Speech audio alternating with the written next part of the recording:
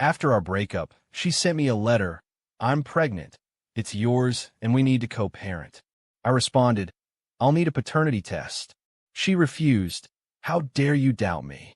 So I replied with medical records showing I'd been sterile since my childhood cancer treatment. Her next letter from her lawyer said, Original post. I, 31 male, had leukemia when I was 11. Spent 2 years in and out of hospitals. Chemotherapy, radiation, the whole nightmare. I beat it, obviously, or I wouldn't be typing this. But the treatment left me with a permanent souvenir. I'm sterile. Sperm count of essentially 0. My oncologist explained it when I was 16. The chemo destroyed my fertility. It was a lot to process as a teenager, but I've had 15 years to come to terms with it.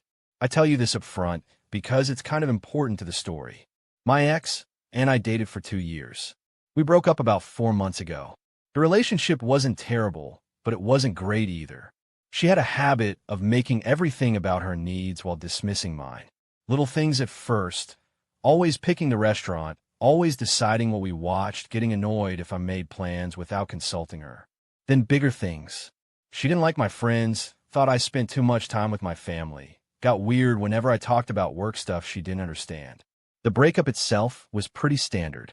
I told her I didn't see a future together. She cried, called me selfish, said I was throwing away the best thing that ever happened to me. Classic. I helped her move her stuff out of my apartment over a weekend, and that was supposed to be the end of it. 3 weeks ago, I got a letter. An actual physical letter, which should have been my first red flag, because who sends letters anymore? It was from her. Handwritten on fancy stationery, with little flowers on the border. The gist was, I'm pregnant. It's yours. We need to discuss co-parenting arrangements. I know this is a shock, but I believe we can handle this maturely. I sat with that letter for about 10 minutes. Not because I was processing the possibility of being a father. I knew that was impossible. But because I was trying to figure out what angle she was playing. See, here's the thing. She knew about my cancer. She knew about the treatment. But I'd never explicitly told her I was sterile. It's not exactly first-day conversation, and by the time we were serious enough for it to matter, I guess I just never got around to it. I figured we'd cross that bridge if we ever talked about kids seriously. We never did. So either she genuinely believed I could be the father, unlikely, given basic biology, or she was betting I didn't know about my own fertility status, stupid, or she knew I was sterile and was counting on me not having documentation, risky gamble. I decided to play it straight. Sent her a text. Got your letter. I'll need a paternity test before we discuss anything. Her response came in hot. Like within 3 minutes. Are you serious right now? A paternity test? After everything we've been through? I can't believe you would doubt me like this. I have never cheated on you. This is your baby, and you need to step up and be a man about it. I didn't engage with the emotional manipulation. Just replied, standard procedure. I'm happy to pay for it. Let me know when you're available. Then came the voicemail. Oh man, the voicemail. How dare you? How dare you treat me like some kind of tramp? I gave you 2 years of my life. I loved you. And now I'm carrying your child, and you want to treat me like a criminal? You know what? Maybe I made a mistake telling you. Maybe I should have just handled this on my own. But I thought you deserved to know. I thought you'd be happy. Clearly I was wrong about who you are. I saved that voicemail. Something told me I might need it later. A week went by. More texts from her demanding I accept responsibility. Her mother texted me. Yeah, she gave her mom my number at some point, telling me I needed to do the right thing and that running from this won't make it go away. I didn't respond to any of it. Just kept everything documented. Then came the kicker. Another letter, but this one wasn't on flowery stationery. It was from a law firm. A legit one. I looked them up. The letter stated that my ex was pursuing all available legal options to ensure adequate support for the child, and that I should prepare for paternity proceedings, and that my continued denial of responsibility demonstrates a pattern of avoidance that the court will not look favorably upon. They were actually trying to take me to court for a baby that couldn't possibly be mine. That's when I made my move. I called my oncologist's office and requested copies of all my medical records related to my cancer treatment and subsequent fertility testing. They sent everything within 3 days. Diagnosis, treatment protocols, follow-up testing, And most importantly, 3 separate sperm analyses from ages 16, 22, and 28, all showing azoospermia. Fancy medical term for you're not making swimmers, buddy. I drafted a letter, kept it professional, no emotion. To whom it may concern. In response to the claims made regarding paternity, please find attached my medical records documenting my sterility resulting from childhood cancer treatment. I have been diagnosed with azoospermia, confirmed by multiple tests over the past 15 years. I am biologically incapable of fathering children. I suggest your client identify the actual father of her child. Any further attempts to pursue fraudulent paternity claims against me will be met with appropriate legal action. I have retained counsel. I hadn't actually retained counsel yet, but I figured it sounded good. Sent copies to her lawyer, to her directly, and kept one for myself. Then I waited. It's been 6 days. Radio silence from everyone. Her mom, who was texting me daily, suddenly stopped. Her lawyer hasn't responded. And my ex? Nothing. Part of me feels bad. Not for her. She tried to commit fraud, but for the actual situation.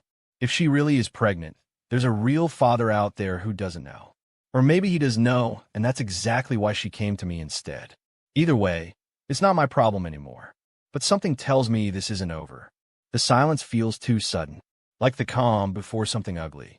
We'll update if anything happens. Update 1, 9 days later. All right, so the silence ended. Spectacularly. First, let me address some questions from the comments. Yes, my medical records are legitimate and legally obtained. Yes, azoospermia from chemo is well documented, and my oncologist confirmed it multiple times over the years. And no, I don't feel guilty about exposing her lie. She tried to legally compel me to pay for a baby that wasn't mine. That's fraud. Now on to the chaos. For days after I sent my letter with the medical records, I got a new letter from her lawyer. Different tone this time. Our client disputes the validity of the medical records provided and requests independent verification of your claim condition. Furthermore, our client maintains that she had no other partners during the relevant conception window and stands by her original assertion. We advise you to submit to court-ordered testing to resolve this matter definitively. They were doubling down. Even with medical proof that I'm sterile, they wanted to pretend it wasn't real. I called an actual lawyer this time. Family law specialist. Explained the situation. He laughed, literally laughed out loud, when I told him about the disputes the validity line. They're buying time, he said. She either needs to find a real father or figure out an exit strategy that doesn't make her look terrible. My guess? They're hoping you'll settle just to make it go away. He drafted a response, much more legal sounding than mine. Our client's medical records have been provided in good faith and are fully verifiable through his treating physicians. If your client wishes to pursue paternity proceedings, we welcome the opportunity to present this evidence in court. However, we must inform you that filing a fraudulent paternity claim constitutes both perjury and an attempt to commit fraud. Should your client proceed, we will pursue all available remedies, including but not limited to recovery of legal fees and damages for harassment.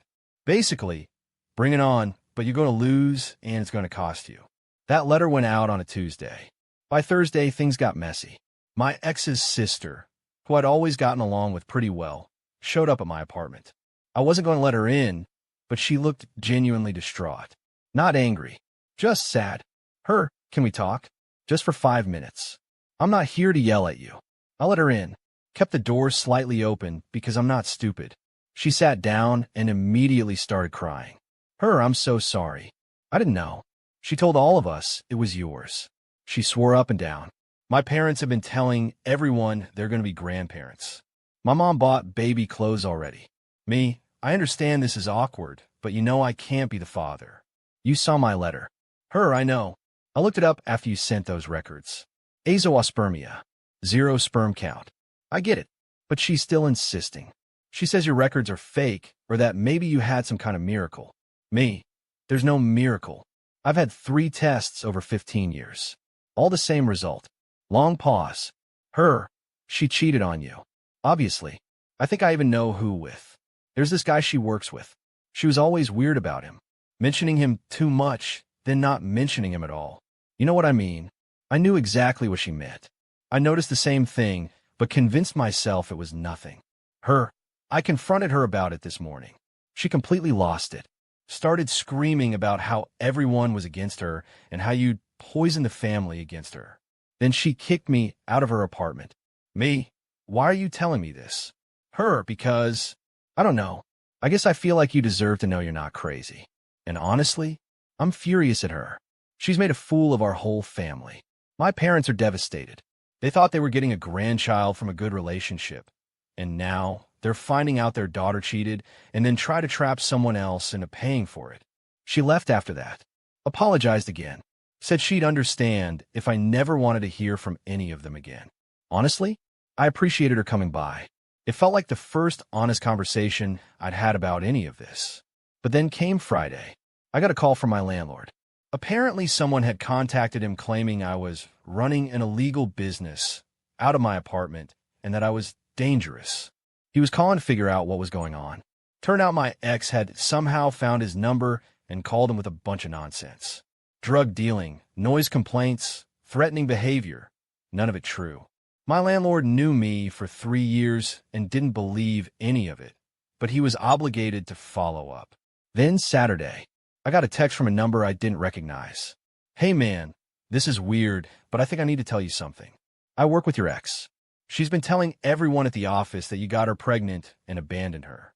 She's trying to get sympathy donations for baby stuff. She asked me to Venmo her $50 for a car seat. Is any of this real? I sent him back one line. I'm medically sterile and have documentation proving it. The baby isn't mine and can't be mine. His response, holy crap. I'm telling everyone. By Monday, I heard from 3 more people from her workplace, all asking variations of the same thing. She'd apparently been working the sympathy angle hard, telling coworkers she was a struggling single mom-to-be whose deadbeat ex refused to support her. One of them sent me a screenshot of an email she'd sent to the entire department asking for hand-me-down baby items because the father abandoned me. I forwarded that to my lawyer. He added it to the pile. The pregnant victim abandoned by her heartless ex. Reality, a cheater who got caught and tried to make someone else pay, literally. I don't know who the real father is. I don't care anymore. But I'm starting to think maybe he's figured out too. Because yesterday, someone posted in a neighborhood Facebook group asking if anyone knew a good family lawyer for a complicated paternity situation. The person who posted? A guy who works at the same company as my ex. I'm grabbing popcorn for this one. Update 2, 16 days after original post. Buckle up because this got so much messy, and then, finally, resolved. So remember the guy from the Facebook group? The one asking about family lawyers? My buddy who's still Facebook friends with people from my ex's workplace did some digging. Turns out he's a project manager at her company. Mid-30s. Married with 2 kids. Yeah, apparently, the affair had been going on for about 8 months, which, if you do the math, means it started while we were still together. The timeline of her pregnancy lines up perfectly with when they would have been, you know? Here's where it gets wild. His wife found out. Not from me. I had nothing to do with it.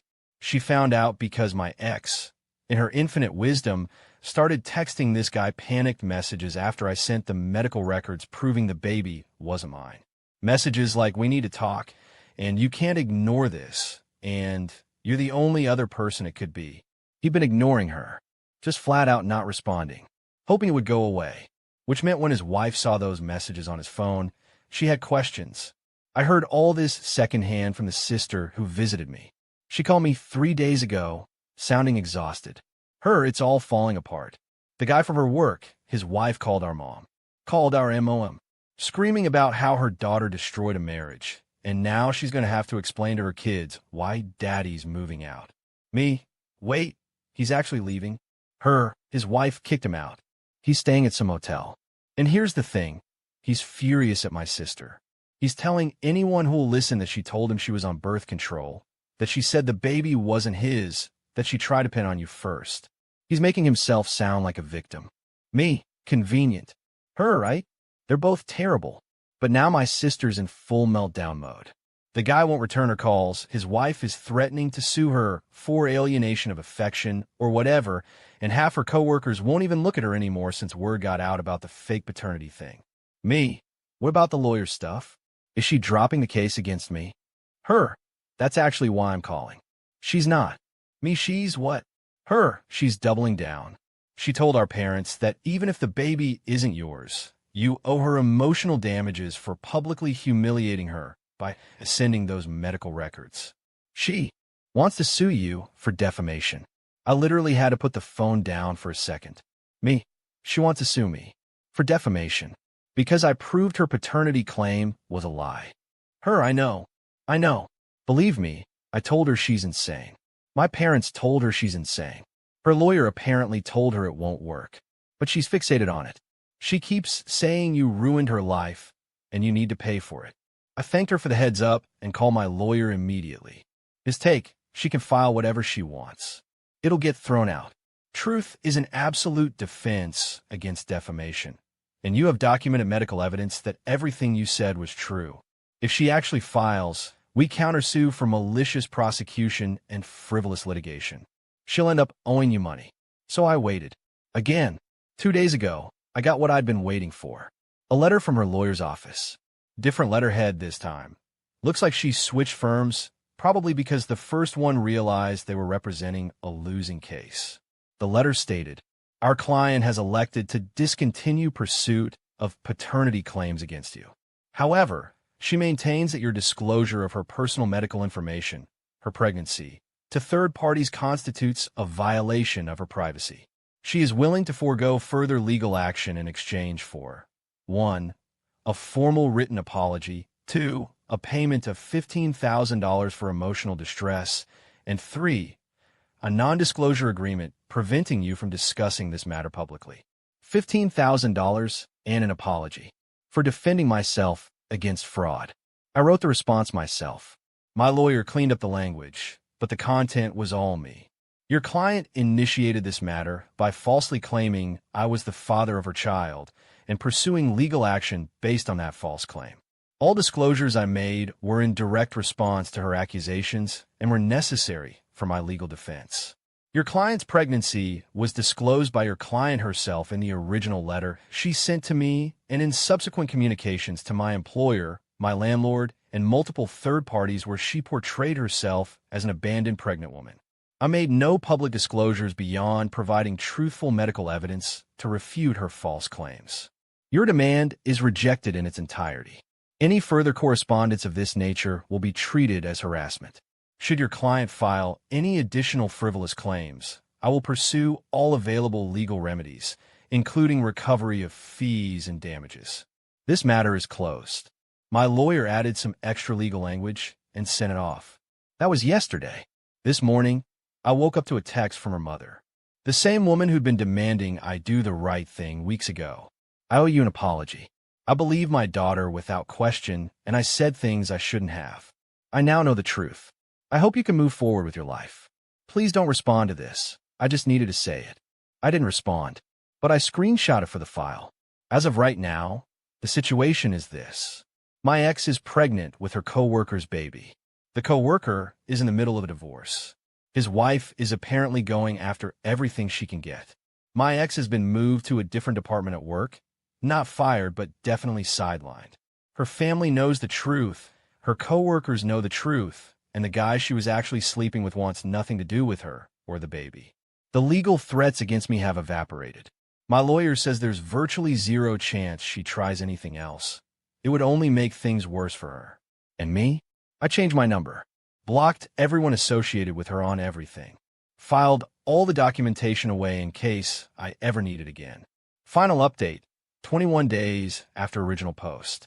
This is my last update because, thankfully, there's not much left to tell. The final piece fell into place 3 days ago. I got a call from my lawyer saying he'd received one more communication from my ex's legal team. Not a threat this time, just a brief statement. Our client acknowledges that paternity claims against your client were made in error. No further action will be pursued. Our client requests that your client refrain from any public discussion of this matter. Made in error. That's how they phrased it. Like she accidentally accused me of being the father of a baby I biologically cannot create. Like it was a clerical mistake and not a calculated attempt at fraud. My lawyer asked if I wanted to push for anything, an actual admission of wrongdoing, compensation for my legal fees, something. I thought about it. But honestly, I'm tired. I just want this done. I told them to send back a simple acknowledgement that we received their letter and consider the matter closed. No agreement to stay silent. I'm not signing anything that restricts what I can say about my own experience. But no active pursuit of anything either. It's over. Legally, at least. Here's what I know about the fallout, pieced together from the sister and a few mutual acquaintances. My ex is about 5 months pregnant now. The co-worker, the actual father, is fully divorced. His ex-wife got the house, primary custody of their kids, and what I hear is a very generous support arrangement. He's living in a 1-bedroom apartment, and, according to people who work with him, looks like he aged 10 years in 3 weeks. He and my ex are not together. From what I understand, there was a brief period where she thought maybe they'd make it work since the truth was out anyway. He apparently told her, and this is a direct quote passed through multiple people, so take it with a grain of salt. You tried to stick another guy with my kid. Why would I trust you with anything? Which, honestly, fair point. My ex's parents are still talking to her, but barely. The sister told me their dad won't even be in the same room with her for more than a few minutes. Their mom is supportive in that she's helping with practical pregnancy stuff, but the relationship is strained. The family had to tell extended relatives that there wasn't going to be a baby shower because circumstances changed. The co-workers who were donating money for baby stuff, they asked for it back when they found out the truth. Apparently, that was its own drama that I only heard about secondhand. Something about an HR complaint and a very awkward all-hands meeting. As for the defamation stuff and the demands for money and an apology, gone. Completely abandoned. Turns out when you've been exposed as a cheater who committed paternity fraud, threatening to sue the person you defrauded doesn't play well. Her new lawyer probably told her she'd be laughed out of court. And me? I'm doing okay. Not great. This whole thing took a toll. There were nights where I just sat there feeling angry about how close I came to being legally responsible for someone else's kid. If I hadn't kept those medical records, if I'd never gotten that fertility testing done as an adult, if I just believed her and tried to do the right thing, I'd be on the hook for 18 years of child support for a baby that was never mine. That's what keeps me up sometimes. How easy it would have been for her to win.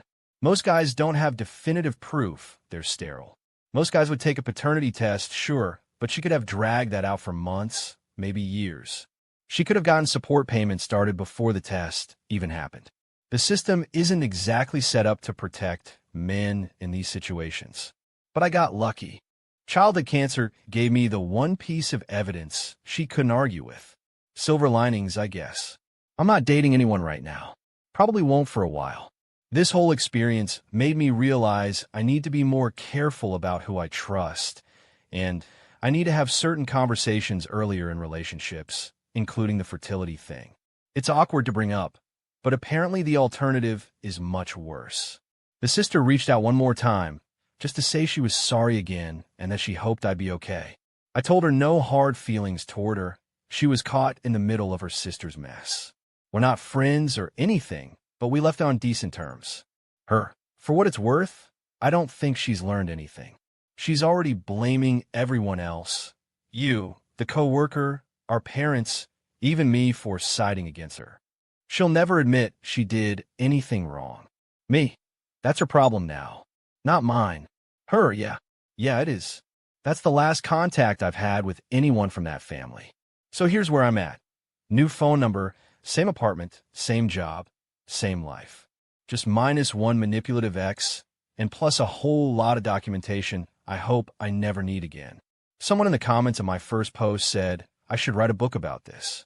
I don't think I will, but I'm keeping all the records in a fireproof safe, just in case she ever decides to try something again in the future. My lawyer said it's unlikely, but with people like her, you never know. The cancer tried to kill me when I was 11.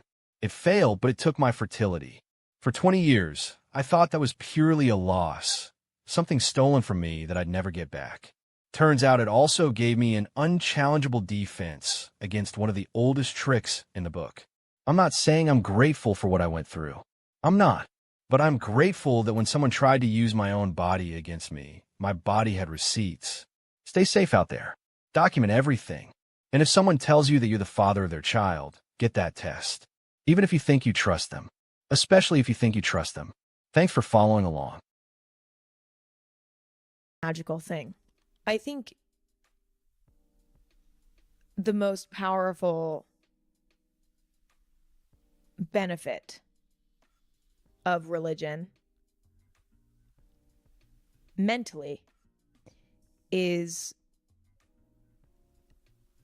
the stability that comes with it. Religion truly gives you something to lean on during hard times. The fact that if something goes wrong, you can pray to God about it, or pray to a God about it, is therapeutic in a way, because it gives you an action that you can take when something goes wrong. It gives you almost a solution when something goes wrong. It's like an automatic solution to any problem. You might not be able to do anything to solve your problem other than pray, but at least you can pray about it. Religion gives you a solution to issues. And as humans, we love to problem solve. When we have a problem, we want to solve it. That's just how we work. And if you don't have religion and a problem comes up and there's nothing you can do to solve that problem, it'll drive you nuts. Nothing drives us nuts more than having a problem that we can't do anything to solve. But religion provides an option for even the problems that you can't really solve. And that's through praying and through worshiping in some way. There's also something comforting about knowing that there's a higher power that has your back, that's looking out for you. That gives people a sense of safety, when in reality,